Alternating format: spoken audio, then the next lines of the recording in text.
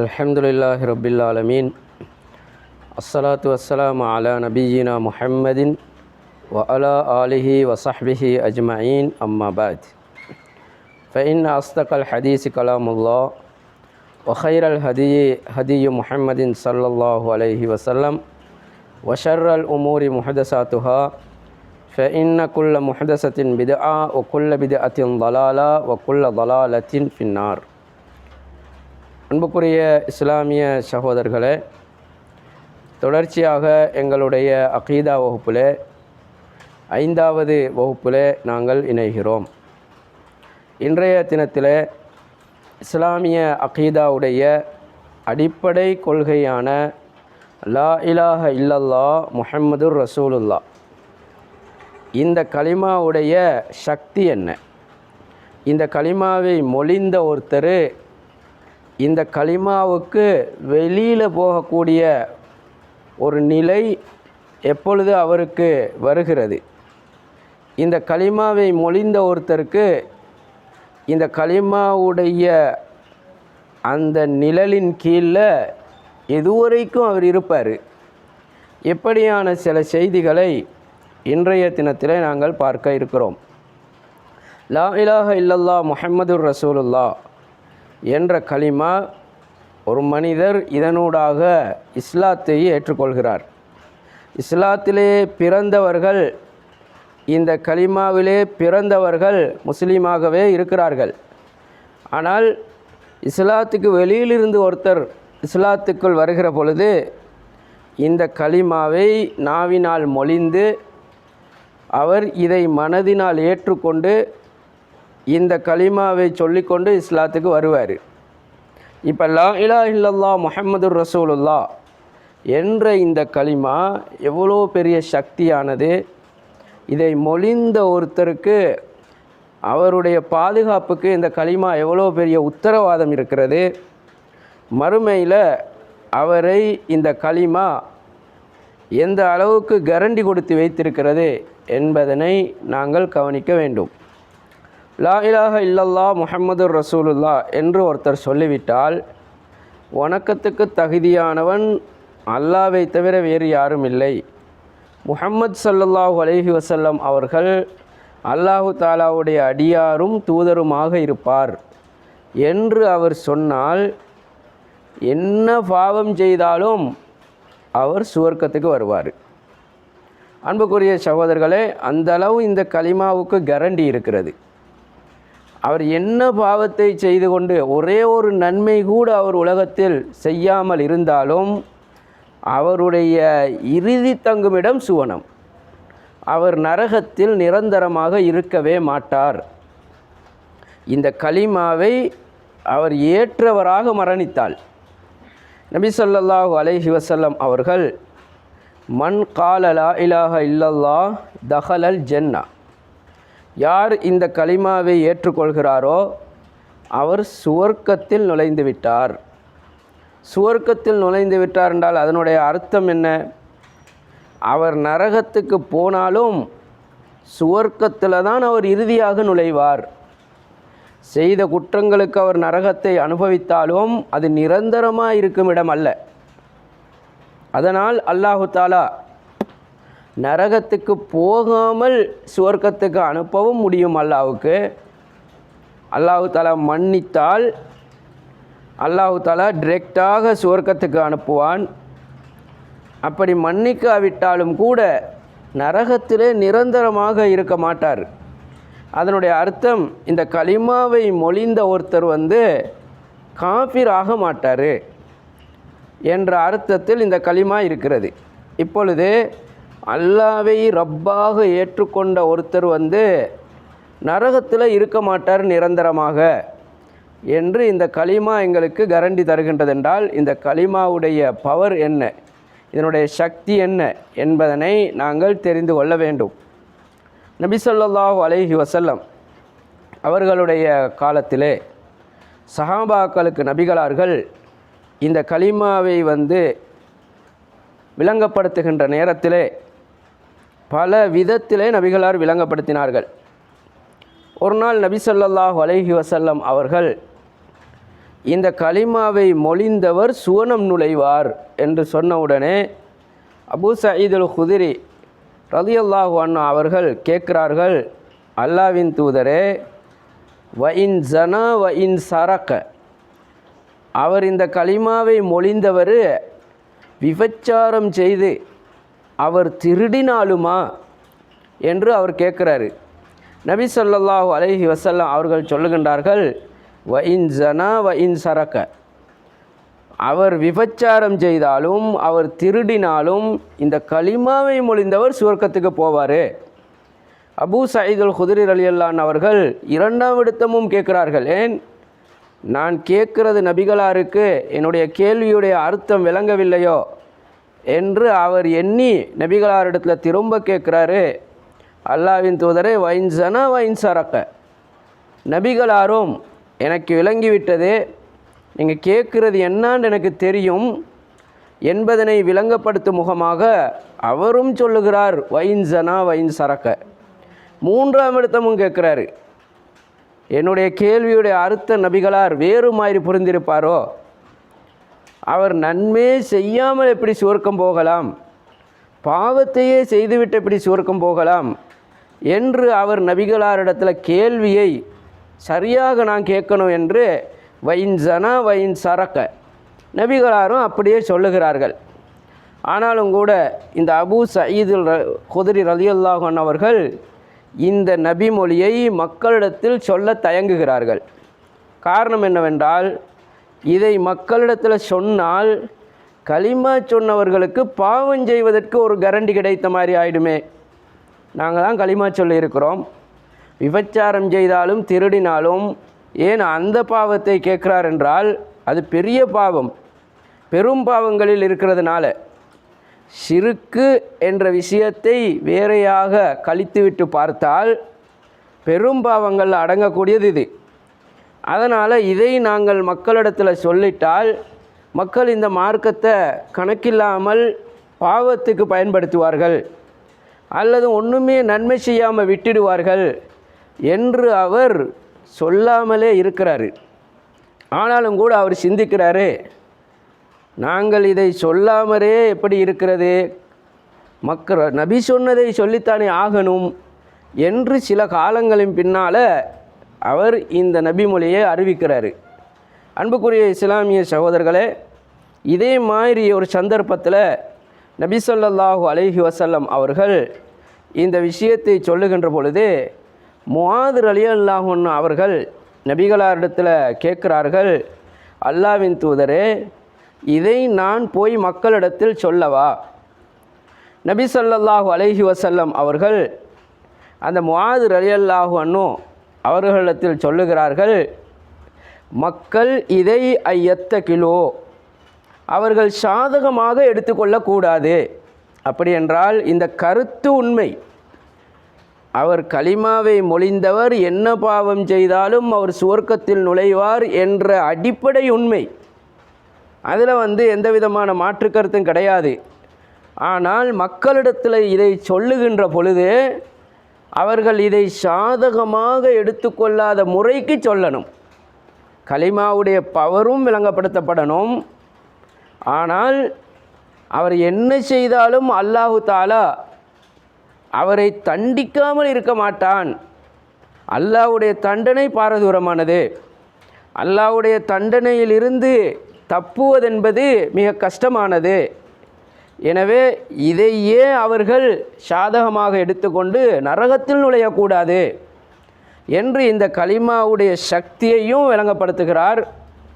அதே நேரத்தில் மக்கள் இந்த பாவங்களை செய்யக்கூடாது என்பதனையும் விளங்கப்படுத்தணும் என்று சொல்லி முஆத் ரலியல்லாஹு அன்ஹு அவர்களுக்கு விளங்கப்படுத்துகிறார்கள். இதிலிருந்து நாங்கள் எடுக்க வேண்டிய இன்றைய பாடத்துடைய செய்தி என்ன? கலிமாவை ஒருத்தர் மொழிந்திட்டால் அவர் இணை வைத்தால்தான் இந்த கலிமாவுக்கு ஈக்குவலான ஒரு பாவம் செய்கிறாரு. லா இலாஹ இல்லல்லாஹ் முஹம்மதுர் ரசூலுல்லாஹ் என்ற கலிமாவை ஒருத்தர் மொழிந்தால் அதுக்கு ஈக்குவலான, அதுக்கு சமனான ஒரு பாவம் செய்வதாக இருந்தால் அது இணை வைப்பாத்தான் இருக்கணும். இணை வைப்பை தவிர வேறு என்ன பாவம் செய்தாலும் இந்த கலிமாவுடைய ஈக்குவலுக்கு வராது. அந்த பாவத்தை விட இந்த நன்மை கூடுதலாக இருக்கும். கலிமாவை மொழிந்த நன்மை இருக்கிறதே, கலிமாவை ஏற்றுக்கொண்ட அந்த நன்மை இருக்கிறதே, அல்லாஹ்வை ஏற்றுக்கொள்கிறான், நபியை நபி என்று ஏற்றுக்கொள்கிறான். இந்த நன்மைக்கு ஈக்குவலான ஒரு பாவம் செஞ்சாதான் அவன் காஃபிர் ஆகுவான். இந்த நன்மைக்கு சமனான ஒரு பாவம் செய்வதாக இருந்தால் அவன் அல்லாஹ்வை மறுக்கணும், நபிகளாரை மறுக்கணும். வேறு என்ன பாவமும் இதனுடைய இந்த கலிமாவுடைய உயர்வுடைய அந்தஸ்தை தாண்டுகின்ற அளவுக்கு ஒரு பாவம் கிடையாது இஸ்லாத்தில். அதைத்தான் இந்த கலிமா எங்களுக்கு சொல்லுகிறது.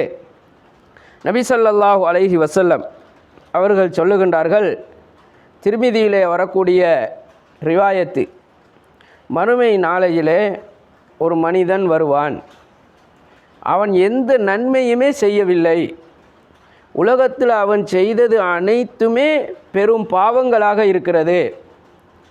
அப்படியான நிலையிலே அவன் மறுமை நாளையிலே அல்லாஹ்விடத்தில் வருவான். அந்த நேரத்தில் அவனுடைய அறிக்கைகள், அவனுடைய பாவ அறிக்கைகளை அல்லாஹு தாலா மலாய்க்காமார்களிடத்தில் பார்க்க சொல்லுகிறான். அவனுடைய அறிக்கைகளை பார்த்தால் எந்த ஒரு நன்மையும் அவன் செய்ததில்லை, எல்லாமே பாவ அறிக்கைகளாக இருக்கிறது. எந்த அளவுக்கு அவனுடைய பாவ அறிக்கைகள் என்றால் 99 ஏடுகளுக்கு அவன் பாவம் செய்திருக்கிறான்.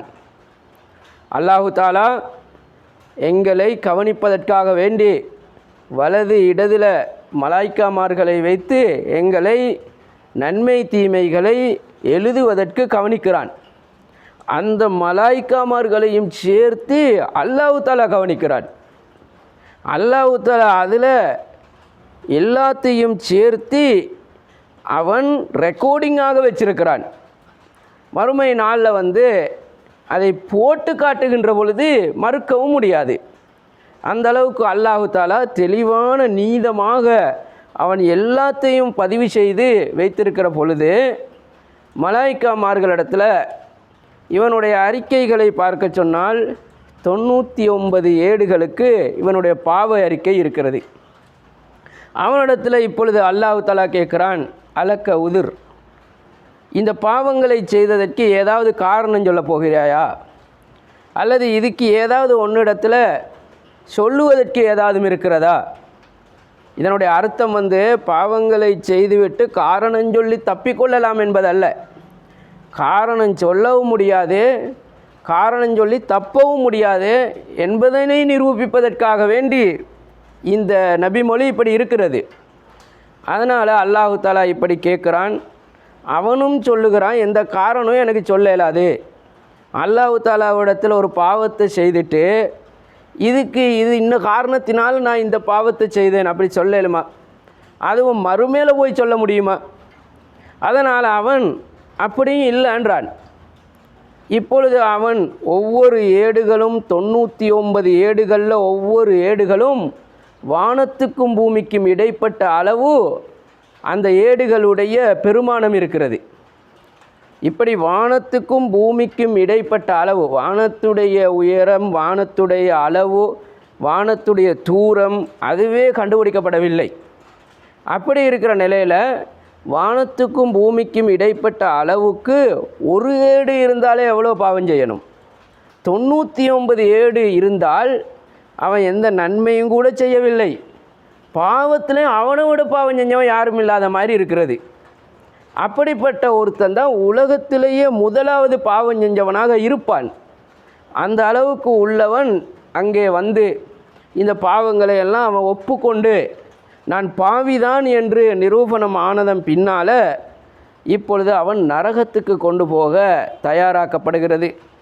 நரகத்துக்காக வேண்டி அவனை இழுத்து கொண்டு போவதற்காக வேண்டி அங்கே தயார் செய்யப்படுகின்ற பொழுது அல்லாஹு தாலா இப்பொழுது சொல்லுவான், இன்னலக்க இந்தி ஹசனா, என் கணக்கிலிருந்து உனக்கு ஒரு நலவு இருக்கிறது, என் புறத்திலிருந்து உனக்கு ஒரு நலவு இருக்கிறது என்று சொல்லிவிட்டு மேலிருந்து ஒன்று விழும். அது அவனுடைய தராசியில் விழுந்ததன் பின்னால் அந்த எல்லா பாவமும் உள்ள தராசி மேலே போயிடும். இந்த விழுந்த ஒன்று இருக்கிறதே அது கீழே போயிடும். இப்போ அந்த எல்லா பாவ அறிக்கையை விட இந்த விழுந்த ஒன்று வெயிட்டாக இருக்கிறது, பாரமாக இருக்கிறது. அதுவே மிக பாரதமாக இருக்கிறது. என்னென்றால் ரப்புல் ஆலமீன் விளங்கப்படுத்துவான், லா இலாஹ இல்லல்லா முஹம்மதுர் ரசூலுல்லா என்று நீ உலகத்தில் சொன்னாயே. இப்போ விளங்குது ஒரு முஸ்லீம் தான் என்று. அப்படி நீ உலகத்தில் சொல்லி இருந்தாயே, அதாவது நீ முஸ்லீமாக இருந்தாயே, இந்த கலிமாவை ஏற்றுக்கொண்டு இருந்தாயே, அதுதான் இப்பொழுது உனக்கு நிறுவையில் வந்திருக்கிறது. இந்த கலிமாவுக்கு முன்னுக்கால எதை வைத்தாலும் இந்த கலிமா தான் பாரமாக இருக்கிறது. அது சின்னதாக இருந்தாலும் பாரத்தில் அதிகமானதாக இருக்கிறது. சில பொருட்களை நாங்கள் பார்ப்போம், பெரிய அளவுக்கு பஞ்சை வைத்து கொண்டு அந்த பஞ்சியுடைய அளவுடைய பெருமானத்துடைய அளவுக்கு வெயிட் இருக்காது. ஆனால் இரும்பு எவ்வளோ பாரமானது, அந்த பஞ்சியுடைய அளவுக்கு சைஸுக்கு இரும்பு இருந்தால் இதனுடைய வெயிட்டும் அதனுடைய வெயிட்டும் என்னவாக இருக்கும்? எனவே இரும்பு சிறிய துண்டாக இருந்தாலும் அது பாரத்தில் அதிகமானதாக இருக்கும். பஞ்சு பெரிய அளவுக்கு இருந்தாலும் அது வெயிட்டில் இருக்காது. அதுபோல் ஆகிடும் இந்த கலிமா. எனவே அல்லாஹு தாலா இப்பொழுது சொல்லுவான், நீ சுவர்க்கத்துக்கு போ. அன்புக்குரிய சகோதரர்களே, இவன் தொழாமலேயே எந்த நன்மையும் செய்யாமலேயே சுவர்க்கத்துக்கு போகிறான் என்றால் அவனுடைய பாவங்களை அல்லாஹு தாலா மன்னிக்கிறான். அப்படி ஒருவனுக்கு அப்படி நடக்கும் என்று எதுக்கு இதை நபிகளார் விளங்கப்படுத்துகிறார்கள் என்றால், ஒருத்தருக்கு இப்படி நடக்கும் என்றதனால் பலருக்கு பல வாய்ப்புகள் கிடைக்கலாம். மறுமை நாளில் இந்த கலிமாவுடைய பவரை விளங்கப்படுத்துகிறார்கள். கலிமாவுடைய பவரை விளங்கப்படுத்துவதாக இருந்தால் அவர் இணை வைப்பு செய்யாமல், கலிமாவை டேமேஜ் ஆக்கிற வேலைகள் செய்யாமல், உரிய முறையில் அல்லாவை வைக்க வேண்டிய இடத்தில் வைத்து அவர் லா இலாஹ இல்லல்லா என்பதனை மொழிந்து கொண்டால், நபியை கொடுக்க வேண்டிய அந்தஸ்தில் வைத்து அதனுடைய ஷர்த்துக்களை எல்லாம் பேணி இந்த கலிமாவை சரியாக அவர் மொழிந்து கொண்டால், அவர் பாவம்தான் செய்திருந்தாலும் கூட அவருக்கு மன்னிப்பு கிடைக்கும் என்றால் அது இந்த கலிமாவுடைய வெயிட்டுக்குத்தான். இந்த கலிமாவுடைய பவரைத்தான் நாங்கள் பார்க்க முடிகிறது. மறுமை நாளில் ஒரு மனிதர் வருவார். மலாய்க்காமார்களிடத்தில் அல்லாஹு தாலா சொல்லுவான், ஏதாவது நன்மை செய்திருக்கா என்று பாருங்கள் என. மலாய்க்காமார்கள், இவர் எந்த நன்மையும் செய்யவில்லை ரஹ்மானே. அல்லாஹு தாலா, திரும்ப பாருங்க, நன்மையே இவர் செய்யவில்லையே, திரும்ப பாருங்க, இவர் நன்மையே செய்யவில்லையே. இப்போ மலாய்க்காமார்கள் சொல்லுவார்கள், ஆம், இவரிடத்தில் ஒரு நற்குணம் இருந்திருக்கிறது, ஒரு விஷயத்தை இவர் பழக்கமாக வச்சிருந்தார், அந்த ஒன்று மட்டும்தான் இவர் உலகத்தில் செஞ்சிருக்கிறாரு என்ற உடனே அதை எடுத்து காட்டப்படும். இவர் ஒரு வியாபாரியாக இருந்தார். இவர் வியாபாரம் செய்கிற நேரத்தில் ஏதாவது கடனுக்கு யாரும் கேட்குற பொழுது அந்த நிலைமைகளை கவனித்து இவர் கடன் கொடுத்துருவார். அதன் பின்னால் இவர் ஆள் வைத்திருந்தார் அந்த கடன் எடுத்தவரை வாட்ச் பண்ணுவதற்கு. கடன் எடுத்தவர் அந்த பணத்தை உரிய முறையில் செலவு செய்கிறாரு. அதை திருப்பி தருகிற பொழுது அதை முழுமையாக தருவதற்குரிய வாய்ப்பு இல்லாமல் போனால் இவர் சொல்லுவாராம் இவருடைய ஆட்களில், அவருடைய எஞ்சிய தொகையை தள்ளிவிடுங்க, தள்ளுபடி பண்ணுங்க, அதை மன்னித்திடுங்க என்ற ஒரு பண்பு, கடனை தள்ளுபடி பண்ணுகின்ற ஒரு பண்பு இவரிடத்தில் இருந்திருக்கிறது. இவ்வளோதான் இவர் செய்தார் உலகத்தில், இந்த ஒன்றைத்தான் செய்தார். அல்லாஹு தாலா இதை பாவத்தை மன்னிக்கின்ற, பாவத்தை தள்ளுபடி பண்ணுகின்ற ஒரு பண்பு, ஒரு சிஃபத்து என்னுடையது, இவனிடத்தில் இந்த தன்மை இருந்திருக்கிறதா, இவனை நான் நரகில் போட மாட்டேன். அன்புக்குரிய சகோதரர்களே, இந்த கலிமா தான் எந்த நன்மையும் செய்யாவிட்டாலும் அந்த சுவர்க்கத்தில் கொண்டு போய் சேர்த்தது. அதே மாதிரி இன்னும் நிறைய சம்பவங்கள் வரும். அல்லாஹு தாலா மறுமையில் பாவங்களை மன்னித்து சுவர்க்கத்துக்கு அனுப்புகின்ற சம்பவங்கள், அதெல்லாம் இந்த கலிமா இருக்கிற காரணத்தினால்தான் நடைபெறுகிறது. மறுமை நாளையில் நஜ்வா என்ற ஒரு விசாரணை. நஜ்வா என்றால் திரைக்கு பின்னால் விசாரிப்பது. திரைக்கு பின்னுக்கால அல்லாஹு தாலா அழைத்து ஏதோ அங்கே நடக்கிற மாதிரி இருக்கும், அல்லாஹு தஆலா அவனிடத்தில் நீ இன்னின்ன இடத்துல இன்னின்ன பாவங்களை செய்தது என்று அல்லாஹு தஆலா காட்டுவான். நான் யாருக்கும் இதை காட்ட மாட்டேன். அல்லாஹு தஆலா நீ சுவர்க்கத்துக்கு போ, நான் மன்னிச்சிட்டேன். அதுக்கும் காரணம் இந்த கலிமா தான். அதே மாதிரி மறுமையில் அல்லாஹு தஆலா ஒரு பாவிக்கு அருகாமையால் நெருங்கி வருவான். அவன் நெருங்கி அவனுக்கு மிகவும் சமீபமாகி, அர்த்தம் என்னவென்றால் நண்பனாக ஆகிறான் என்ற அர்த்தம். அப்படி ஆயினதன் பின்னால் அந்த பாவி இடத்துல அல்லாஹு தஆலா ரகசியமாக இன்னின்ன இடத்துல நீ இன்னின்ன பாவத்தை செய்தாய், எனக்கு தெரியும் என்பதனை அல்லாஹு தஆலா விளங்கப்படுத்துவான். அவனுக்கு தெரியான்ற மாதிரி அல்லாஹு தஆலா ஆக்க மாட்டான். இப்பொழுது அல்லாஹு தஆலா சொல்லுவான், நான் இதை அப்படியே மன்னிக்கிறேன், நீ சுவர்க்கத்துக்கு போயிடு. இன்னொருத்தர் வருவார், அவருடைய பட்டோலையில் அவருக்கே தெரிந்திருக்கிறது இன்னின்ன இடத்துல நான் இன்னின்ன பாவம் செய்தேன் என்று. அந்த பெரிய பாவங்கள், சின்ன பாவங்கள் மன்னிக்கப்படும். பெரும் பாவம் தௌபா செய்தால் தான் மன்னிக்கப்படும். அதனால் அது தௌபா செய்யவில்லை என்பதனால் அவர்களுக்கு அது தெரியும், அது பட்டோலையில் இருக்காது. இப்போ அவரே சொல்லுவார், ஐ ரப்பி கது ஃபால்த்து ஹாஹுனா ஹாக்கதா, இன்னின்ன இடத்துல நான் இன்னின்ன பாவங்களை செய்தேனே, அது இங்கே இல்லையே. அவர் நினைக்கிறாரு வேறு யாருடைய பட்டோலை எனக்கு வந்திருக்கிறாண்டு. அவர் அதிர்ந்து போகிறாரு. ரப்புல் ஆலமீன் சொல்லுவான், அது எனக்கு தெரியும், ஆனாலும் கூட நான் இதை நானாக மன்னித்திருக்கிறேன், சுவர்க்கத்துக்கு நீ போயிடு. இதெல்லாம் எந்த அர்த்தத்தில் என்றால், கலிமா என்ற ஒன்று அவர்களிடத்தில் இருந்த காரணத்தினால இப்படியான மன்னிப்புகளை அல்லாஹ் எங்களுக்கு தரணும். அன்புக்குரிய சகோதரர்களே, கலிமாவுடைய பவர் எவ்வளோ பெரிது! கலிமாவுடைய பவரை உடைப்பதற்கு ஏதாவது இருக்கிறதா? கலிமாவுடைய பவருக்கு நிகரான ஒரு பாவம் இருக்கிறதா? இந்த ஷிர்க்கு தானே. அதை செய்யாமல் இருந்தால் அல்லாஹு தஆலா இந்த கலிமா என்ற அந்த ஒன்றின் காரணமாக மற்ற அனைத்தையும் சிறிதாக்கி மன்னிக்கக்கூடிய அளவுக்கு இந்த கலிமா இருக்கிறது என்றால், இன்னொரு சந்தர்ப்பத்தில் நபிகளார் சொல்லுகின்ற பொழுது, உன்னுடைய பாவம் வானத்துடைய உச்சை அடைந்தாலும் கூட நீ இணை வைக்காமல் என்னை சந்தித்தால் நான் மன்னிப்பேன். இதனுடைய அர்த்தம் என்ன?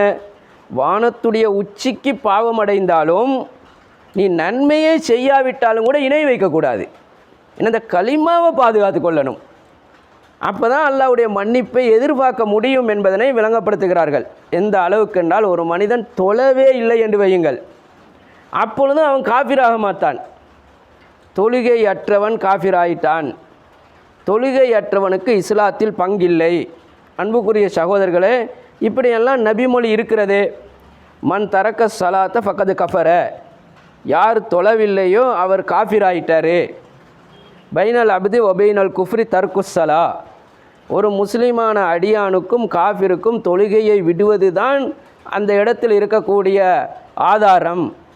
இப்படியெல்லாம் இருக்கிற பொழுது கலிமாவை மட்டும் ஏற்றுக்கொண்டு ஒருத்தன் தொழாமல் இருந்தால் அவன் காஃபிர் தானே என்ற அர்த்தம் இப்பொழுது இந்த இடத்தில் எங்களுக்கு வருகிறது.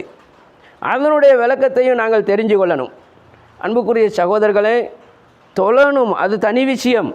ஆனால் அவர் தொழுகையை நிராகரிக்காமல், இதென்ன இந்த மார்க்கத்தில் தொழுகன்றது, இதெல்லாம் இந்த மார்க்கத்தில் இது ஏதோ ஒரு நல்லதொரு விஷயம் அல்ல, அந்த தொழுகையை அவர் தட்டி கழிக்கிறாரு, அல்லது அந்த தொழுகையை அவர் ஏற்றுக்கொள்ள மறுக்கிறாரு, அப்படியானால் காஃபிர் ஆகிடுவார். அது அல்லாஹ் தஆலாவை சிறிதாக்குற மாதிரி. இந்த மார்க்கத்தை அவர் எண்ணிக்கொள்கிற அந்த விதம் மார்க்கத்தை கணக்கெடுக்காத ஒரு நிலையாகிறது. பொடுபோக்கினால் தொழுகை விடுபடுகிறது, அதுக்கும் அவர் காஃபிராக மாட்டார். எப்படி என்று சொன்னால், கஃபர என்ற அரபு சொல் இரண்டு விதத்துடைய அதனுடைய அர்த்தத்தை கவனிக்கணும். அதனுடைய நேரடி அர்த்தம் ஒன்று இருக்கிறது, இலக்கிய கருத்தொன்று இருக்கிறது.